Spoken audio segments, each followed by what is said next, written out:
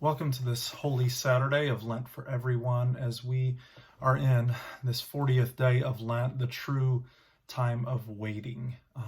Holy Saturday is all about waiting. We learn about Mary Magdalene and the other Mary just waiting to make sure that Jesus' body will be prepared rightly and that it has to be done quickly before the Sabbath day comes. We learn about Joseph of Arimathea getting the tomb prepared and doing it quickly as he requests for the body from Pontius Pilate. But then we also learn about the chief priests and the Pharisees wanting to make sure that Jesus is truly secured in that tomb. And I find these details really interesting. They say that his followers will try to claim that he was raised up 3 days later, and so they make sure that the tomb is truly sealed up, and they make sure that there is a guard placed in front of it, all these really extra steps just to make sure that there's no way in which grave robbers could come or anything foul play could be claimed.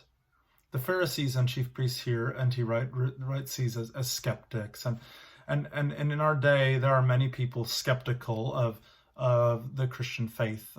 Sometimes we feel as Christian people like maybe the skeptics are winning the day, and maybe like Christianity is on such the downslope that we are seeing its demise in our culture and things like that.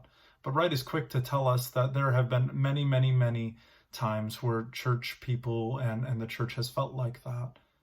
Maybe, perhaps right now, what we are in the midst of is actually preparing for a new reformation of sorts, that maybe every 500 years there's these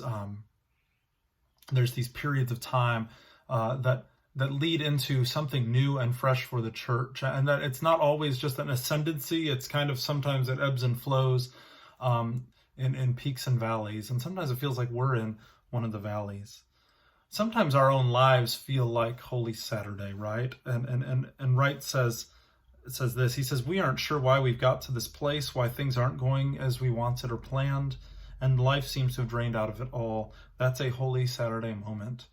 Do what has to be done and wait for God to act in his own way and in his own time. I think sometimes in our lives, we're not sure what God is calling us to do next. We are not sure why things are happening in our lives the way in which they are, even outside of this coronavirus period that we all find ourselves in.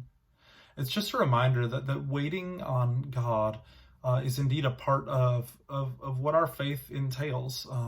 It was part of it for the psalmists as they wrote and described having to wait patiently for God, and it's part of ours. And so what we pray along with Jesus on this day is that as we wait, that the morning would come quickly and we would see his resurrection.